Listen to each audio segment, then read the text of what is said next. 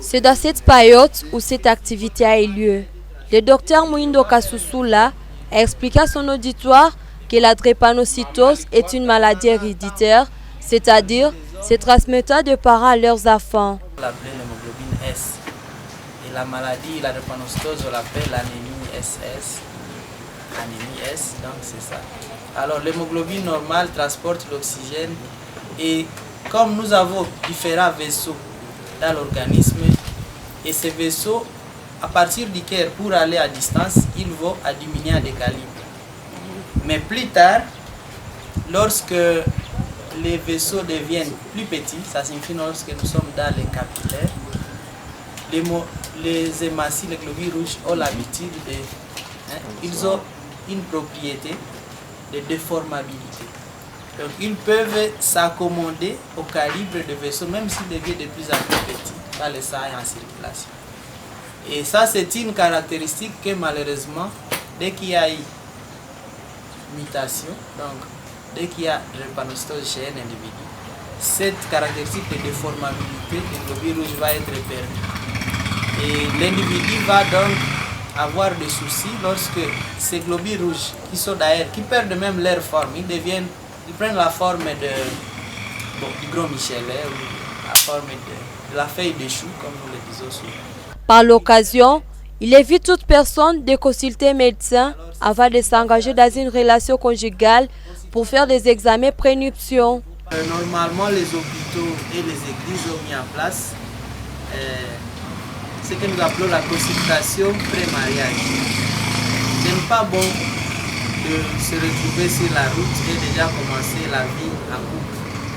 Il est normalement recommandé de commencer par une consultation, puisque le médecin va vérifier si entre l'individu masculin et féminin, s'ils sont réunis ensemble, est-ce qu'il n'y a pas de risque de survenir de certaines maladies dans leur progéniture. Même avant qu'ils ne se marient, est-ce qu'il n'y a pas de maladies avec risque de contamination sexuelle par exemple?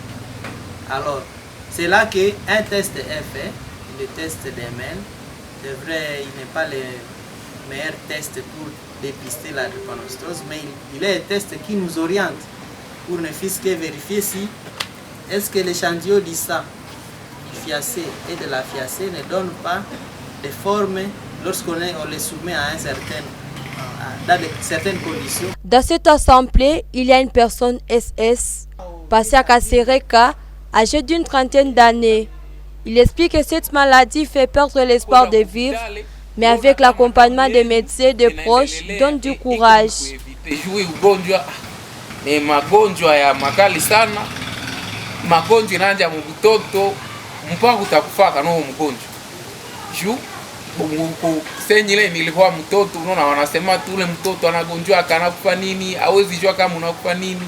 Leo unaweza toka hospitali kesho, imagine sasa mu parcelle mungekuwa watu basengi, mungekuwa badebe banagonjwa na magonjwa yenyewe ziacha mnakuwa pauvre mfamille. En sensibilisant le public sur les dangers de la drépanocytose, le CDCE contribue à réduire le nombre de naissances d'enfants atteints de cette maladie. S'il y a par exemple des enfants qui sont malades, en tout cas l'objectif c'est de réunir leurs parents pour que ces enfants grandissent en ayant quand même une organisation qui est assise. Ils vont chaque fois se partager des expériences et de voir s'il y a des gens qui ont la bonne volonté de les aider, d'apporter quelques aides ou soit orientations afin de voir comment on peut les aider à survivre. La drépanocytose, autrement appelée anémie falciforme, est une maladie génétique héréditaire touchant les globules rouges. Elle est caractérisée par une anomalie de l'hémoglobine, principale protéine du globule rouge. Elle touche plus de 50 millions de personnes dans le monde, rapportent les statistiques de l'Organisation mondiale de la santé.